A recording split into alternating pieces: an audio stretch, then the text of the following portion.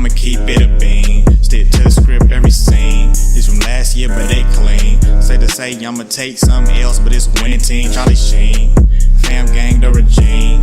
I'm from Piney Green. This been overdue forever. Asked me when it was dropping, said never.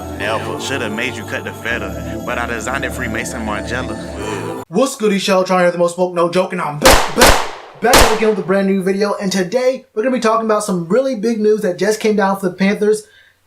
The news just came down that the Panthers will not be exercising the 5th-year option on former first-round pick Vernon Butler's contract.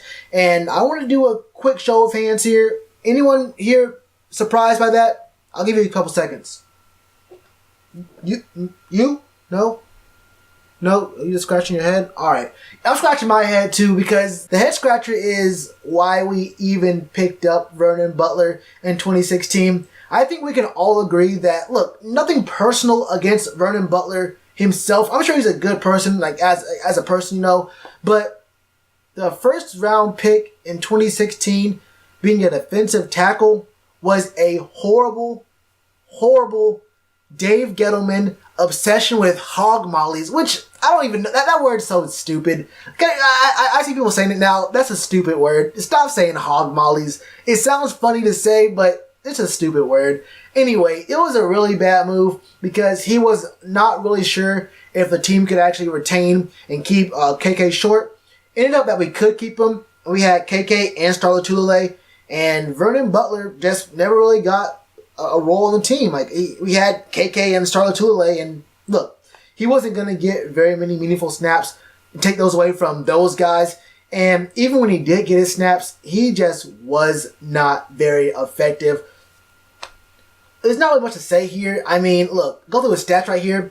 2016, he played in 10 total games, had 13 combined tackles, 1.5 sacks, a fumble recovered, and a pass defended. 2017, he played 14 games, no starts, 13 tackles, a pass defended. That's really it. 2 hits on the quarterback. Okay, this past season, played in 14 games again, no starts, 19 combined tackles, half of a sack, 1 fumble recovered.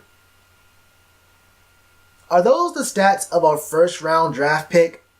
No. Now look, I understand the thought process of, wanting to have insurance in case you couldn't get a deal done with your star defensive tackle, who's named, not Shellitronnn, the other star on the line. Look, I get it, but this was a bad pick. And not even using hindsight, it was a bad pick when it happened. I'm not going to go through the 2016 draft and go through all the players that we could have picked up with the number 30 pick because, look, every single year, you can do that with every single pick, especially when you do it in hindsight, like several years later.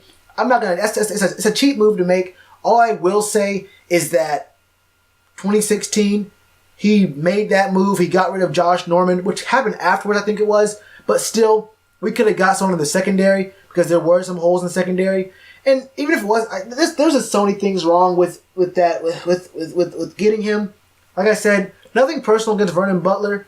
And I hope he has a good year this year. Let's switching to a 3-4. Maybe he can get some other team to pick him up after this season, but it wasn't going to happen. His contract is a little bit confusing because apparently if we would have picked up his 5th-year option, he would have been owed $7.69 million in 2020.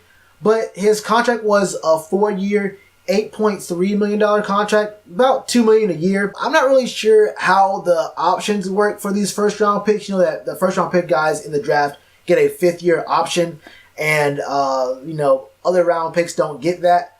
I'm not really 100% sure how his 5th-year option would be basically the same amount of the whole first 4 years of his career combined.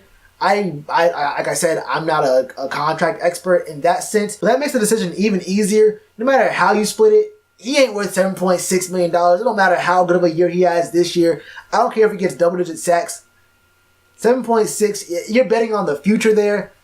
I don't see him doing that 2 straight years. I don't see him doing it this year. I hope Vernon Butler can have a good year this year. He can earn himself a spot on another team, get his money somewhere else.